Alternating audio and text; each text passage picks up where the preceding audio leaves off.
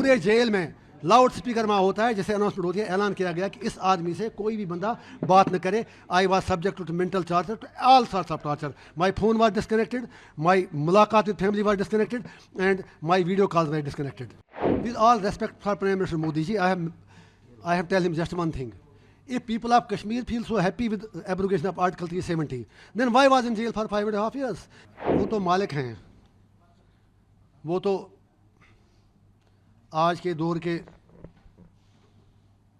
क्या मैं कहूँ, हिटलर कहूँ, चंगेज़ खान कहूँ, जो भी कहूँ, नाम ही नहीं आता है.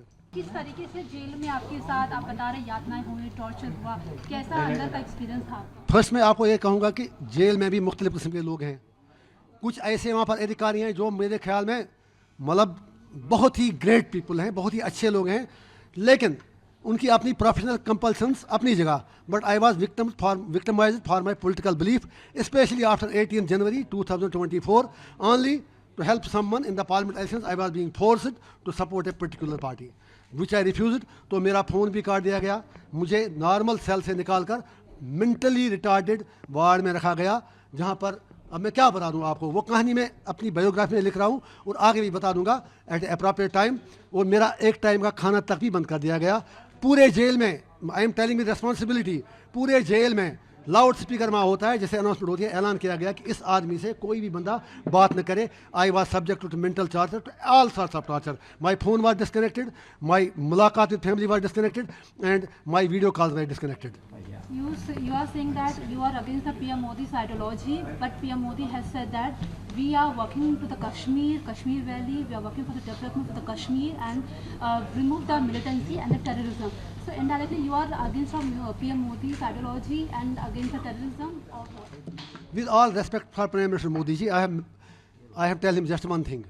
If people of Kashmir feel so happy with abrogation of Article 370, then why was in jail for 5.5 years? Why are still thousands of people in jail? Then why there is social media ban on people on internet? Then why could not he find candidates in for the parliamentary elections? It is absolutely a fake narrative, because he should not forget that people of Jammu and Kashmir had acceded through Maharaja with Government of India, with Union of India on certain conditions. It is New Delhi which has history of broken promises, which has betrayed from all its commitments, not fault of we people.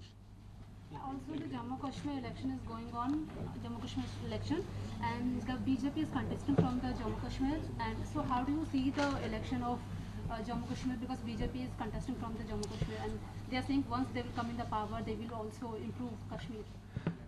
वो तो मालिक हैं, वो तो आज के दौर के, क्या मैं कहूँ, हिटलर कहूँ, चंगेज़ खान कहूँ, जो भी कहूँ, नाम ही नहीं आता है. सब कुछ उनके अपने हाथ में है. अगर उतना उन्हें कॉन्फिडेंस था, why they needed their proxies there? Why could not they find any candidate? And let people decide. Let wait. Why they denied me the bail? Why? सब कुछ हुआ. Why are they putting hundreds of people in Tihar jail only? Why are they not allowing people in Jamia Masjid to offer prayers? Why are they not allowing journalists to travel abroad? वहाँ तो हर तरह का operation है. Why are they terminating government employees? मतलब without any due process of law. So I don't think so. It is not the case. And let people have already given their verdict. Umar साहब भी हार गए, madam भी हार गई और मोदी जी भी हार गए. जितने भी वो महलों में रहने वाले, सियासत करने वाले थे, वो all of them lost. अभी आपको अंतरिम जमानत मिली है, आगे आप क्या सोच रहे हैं कि आपको जमानत? मुझे उम्मीद है कि न्याय मिलेगा. मेरी रेगुलर भी लगी है. कोर्ट की कुछ कंडीशंस हैं. I can't speak on the merits of the case, but I am sure that justice will be done. Lastly, 370 पर आप बात कर रहे हैं लगातार. मोदी जी कह रहे हैं कि 370 के बाद तो मिलिटेंसी कम हुई है, पत्थरबाजी कम हुई है. आप बहुत ज़्यादा बोलते हैं, सॉरी. आप कितने इसके लिए आप स्टेबल है, आप समझ रहे हैं? मुझे मैडम बताइए, सबका सवाल होगा, ये 370 का मिलिटेंसी से क्या वास्ता?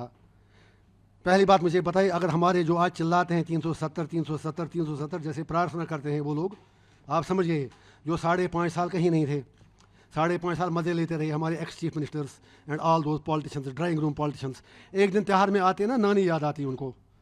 उनको वहाँ रखा था, मैं क्या कहूँ, कुछ ऐसा शब्द आया था, आप अच्छा नहीं लगा आपको देखकर, सॉरी. उनके लिए कुछ और बड़ा मैं कहना चाहता था, नहीं वो समझ गए दुनिया जाने की मैंने क्या कहना था. जय जय जय. उनकी तरह रखा था पाल के उधर SKICC में.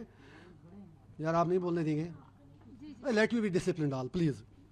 मेरा पेन समझ आए ना, 5.5 साल काट के आया हूँ मैं, कहीं हज यात्रा से नहीं आया हूँ, मैं उधर से आया हूँ केदारनाथ से। एक मिनट, हाँ मैं आपकी बात कर रहा हूँ। तो मैं ये कह रहा हूँ आपसे 370 के बारे में। तो जो हमारे लोग जो 370 आजकल चला रहे हैं, जिन्होंने शासन किया वहाँ पर, सारे लोगों ने, नाम से नहीं ले रहा हूँ, 370 का मतलब था वहाँ कोई लॉ डायरेक्ट इम्प्लीमेंट होता ही नहीं। यूएपीए सबसे पहले उन्हें लगा दिया उधर, यूएपीए उन्होंने सबसे पहले वहाँ लगा दिया, जीएसटी उन्होंने सबसे पहले लगा दिया। कश्मीरी इन्वेस्टर्स के लिए वो इतना करते उनको अपनी स्टेट में रख दें। सो अवर लीडर्स है फेल्ड अस। फिर मिलिटेंसी का उसे क्या लेना देना, कुछ भी नहीं लेना देना है। Militancy is a separate thing. फिर मिलिटेंसी खत्म हुई क्या, मिलिटेंसी खत्म हुई क्या? जा तो रहा हूँ, चाहे मुझे अब 10-15 दिन ही मिलेंगे, लेकिन हम कहेंगे हमारे 15 दिन आपके 5.5 साल पर बारी पड़ने वाले हैं। Thank you. खुश है सर, इसके लिए आप बाहर आ चुके हैं तो खुश हैं? खुश मैं तब हो जाऊंगा जब एक भी कश्मीरी जेल में न रहे, और जो बाकी भी हैं चाहे किसी भी धर्म जाति के हों। मैंने जेलों में देखा, पॉक्सो केसों में, रेप केसेस में, पूरे हिंदुस्तान के इतने बेगुनाह लोग बंद हैं कि उनको देखकर तरस आता है। चाहे किसी भी धर्म के हों, जाति के हों, उन सबको छोड़ा जाना चाहिए।